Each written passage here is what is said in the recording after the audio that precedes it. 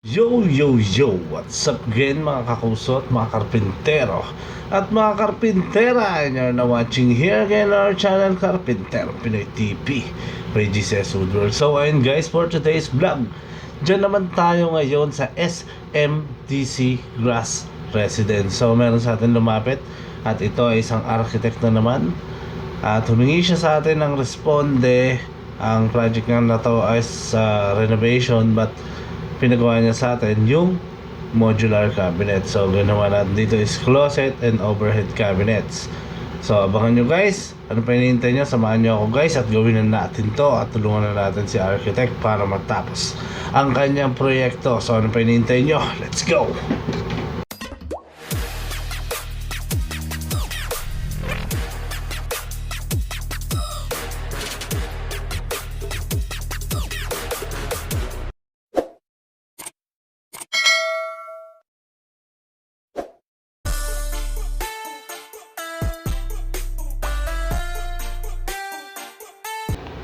So ayun guys, ito yung design ng ating architect na client na lumapit sa atin para gawin itong mga cabinet niya at para matapos din siya on time. Siyempre hindi natin siya bibiguin at kailangan natin siyang tulungan at tugunan ng kanyang pangangailangan, at sa ganun is ma-turn over niya na maayos ang kanyang proyekto at tama sa oras. So ayun guys, parami yung client natin na architect na nagtitiwala sa atin. At ito na nga guys, nag-proceed na tayo sa ating fabrication. Ito na yung kanyang mga overhead cabinet, closets.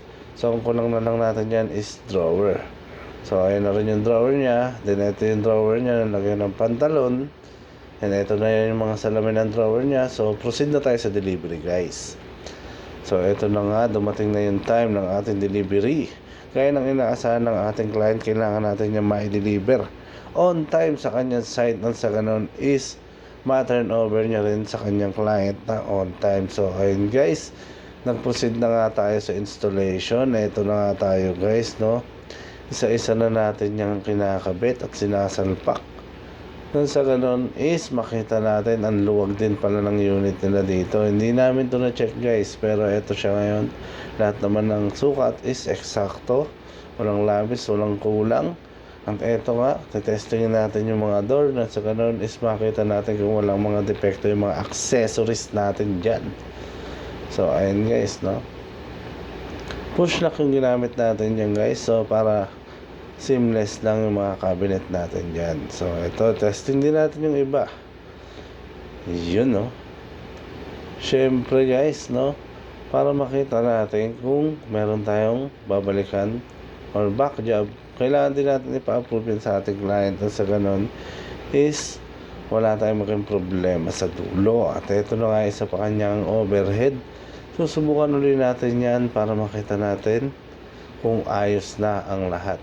So retouch na lang. Kulang mamaya makikita nyo kung paano yan at kung ano itsura ng tinapos natin na project dito sa Grass Residence. So ayun guys, mukhang okay naman ang lahat.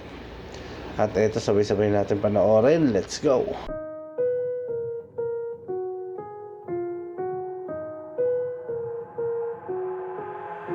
I've got an itch I can't scratch, I'm missing a piece that completes a whole part of me, an open wound scar to see.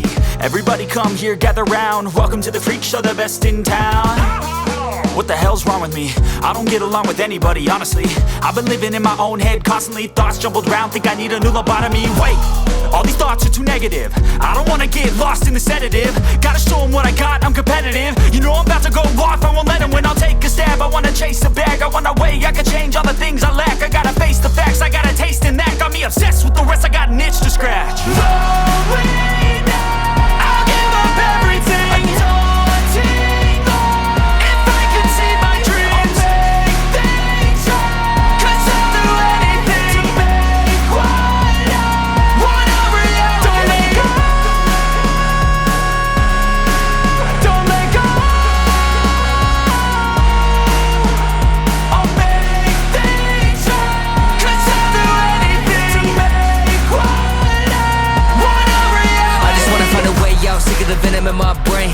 from the past, won't escape my pain. I just wanna be a better person, I deserve this, I just wanna break these chains. Always asking for greatness, true to myself, I never fake it. Seen too many once that I so they get famous. And when I say the truth, most really can't take it. In spite of everything I've been through, I'ma make it. Fake friends, but on my downfall is toxic. Day one, started the outlaws for profit. Now all I do is write verses, no talking. All I do is put the work in, no option. This was everything I ever wanted. Created a legacy off of me just being honest. And the fake ones hate, but it's all to no avail. They wanna see me lose, but you know I never fail.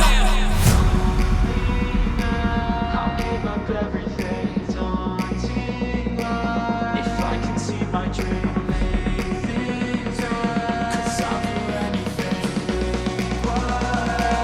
want a reality. I'll give up everything, daunting if I can see my dreams, make things right. 'Cause I'll do anything to make want a reality.